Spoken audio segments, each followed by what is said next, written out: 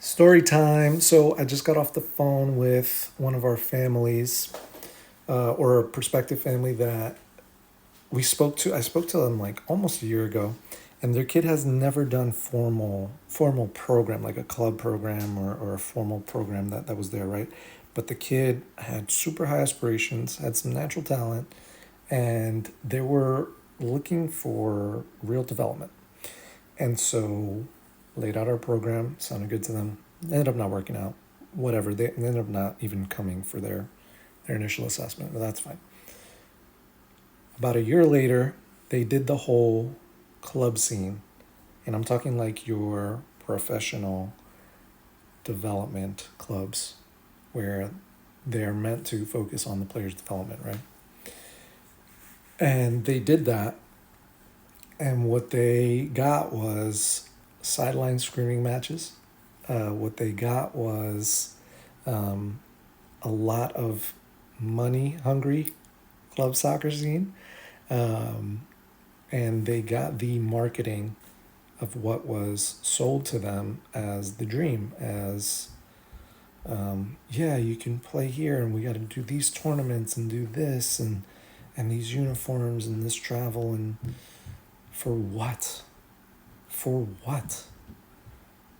And the thing that I think most families struggle with understanding is just the soccer infrastructure here in this country. And what happens is, here in the US, there's something that's called a closed professional system. What that means is that we have Major League Soccer, and Major League Soccer has a certain amount of professional teams. Now, those professional teams are always going to be in the first division of American soccer, which is Major League Soccer, MLS. Those teams, if they lose every single game, they'll still be in the first division of professional American soccer. And they'll still make money and they'll still be fine. And so what happens is there's no incentive for them to develop players as compared to overseas, where there is promotion and relegation for the first team, for the professional teams. Meaning, if the professional team struggles and doesn't maintain a certain standard in terms of results, wins, losses, they can go from the first division and drop to the second division. And second division teams, if they perform very well, they could go from second division up to the professional division.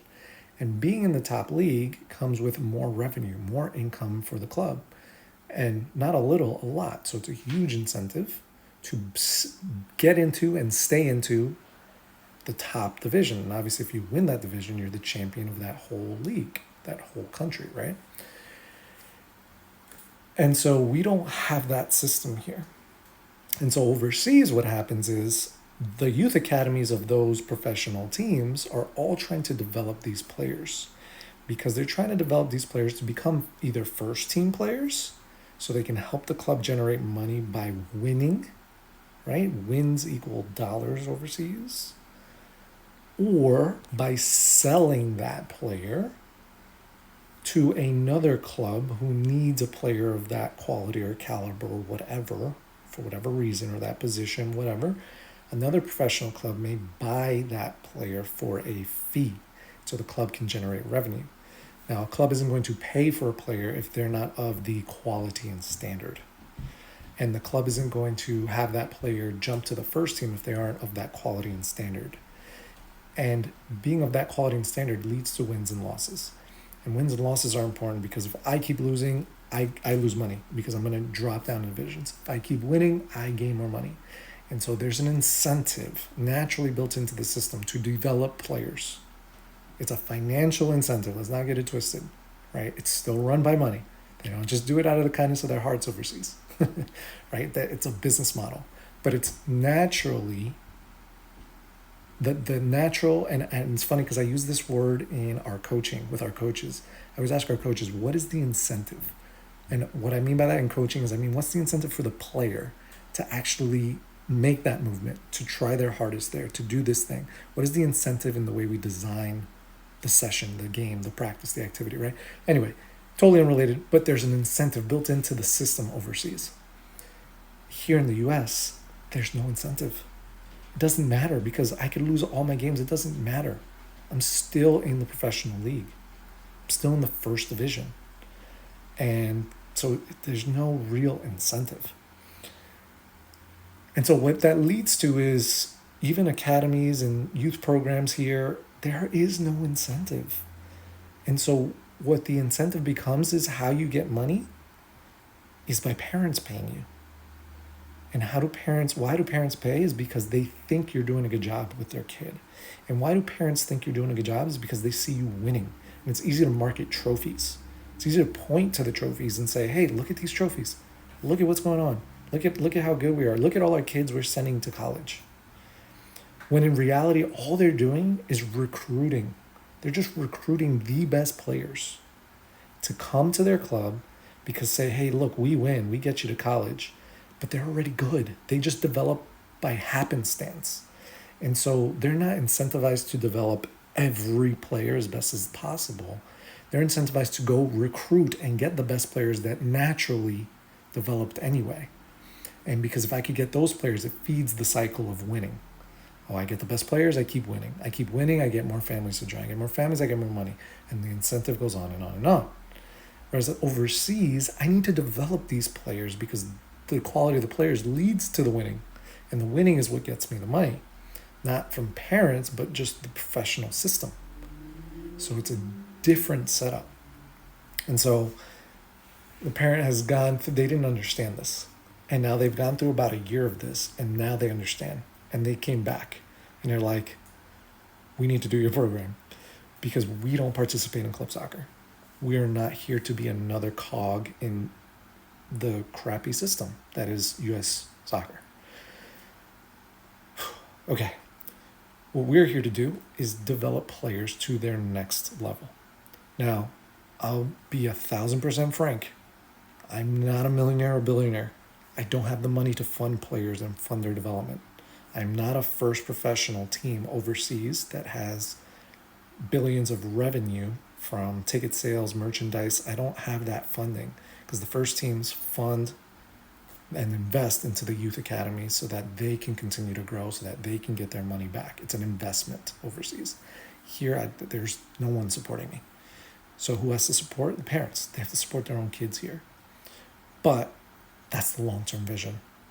So if you or anyone you know wants to join this long-term vision in terms of how do we get to financially support players, how do we get to financially develop players that is 100% merit-based. It means I want to have a select program where it is 100% funded. It has zero to do with finances. I don't care what your financial level is. You are in this program handpicked because of your merit, because of what we see, because of the potential, because we're investing into your growth. I just need some type of financial support structure for that, a big infrastructure, right? So that's the long-term vision. For now, it's just about getting players good enough and actually developing players. The youth system here is not incentivized to do that. It is incentivized to win and to recruit the best players so that we can keep winning, so that families can keep being attracted to us because they think we're the best, because we keep winning and we keep sending these players to college. But what happens is you just end up recruiting the best players, not necessarily developing the best players. And so be careful of programs, clubs, whatever, coaches, that all they do, yeah, they coach the best players, they have the best players, but it's a recruiting play. It's not a development play. We start with players from 6 years old. We start with players at any level, all the way up through college, but you can be a beginner up through about 14 years old with us. Because we believe 14 and under, yes, it's super late at 14. It's impossible that you're going to get really high level outcomes if you just start playing at 13, 14. It's almost impossible. But you could get to a good place, depending on the natural abilities that already exist, even if you haven't had any technical formal training. So we take you on if you are serious. That's the only requirement. Are you serious? do you actually care about development, or do you care about being a really good 8-year-old, right? And do you want your kid to be the best 8-year-old? Because if you do, and you don't care about what they're like 15, 16, 17, then we're not, this isn't for you. So, sorry, I got off my soapbox, but I just wanted to get on here and share what the heck we're about. And hopefully that sheds some light on our program, because I've been very much just in the dark working. And I'm excited to start getting more out there with our program, with what we're doing, with the level of detail of coaching that is required to develop players, and why we get the results with our players that we do is because of that level. It's just that it's not what's marketable. It's very easy to market. Hey, look at the wins. Hey, look at the trophies. Hey, look at the college placements. But what you don't see is that's all recruiting play. It's not development play. Development is hard to market because it's hard to see in a snapshot. It's hard to just see it like that. It's easy to see a trophy. It's easy to see a college placement, right? It's easy to see those things. And don't get me wrong, I even try to flash our player wins so that you could see those things. But what you don't see is that kid has been with us for 3 years. That kid has been with us for 2 years. That kid has been with us for 6 months minimum, right? You don't see that time that it takes, because you can't capture 3 years, 4 years in a snapshot. But I'm doing my best to capture these stories as we go, and you'll see more of those coming up in the coming months and years. So, see you guys soon. By the way, what do you guys think? If you made it to the end of this video, please comment. I will follow you back 1,000%. I'll DM you, and I want to talk to you, because that means you're about development. By the way, in case you don't know, best development programs right here. Yes, Temple Soccer Academy, best club in the world though. FCB.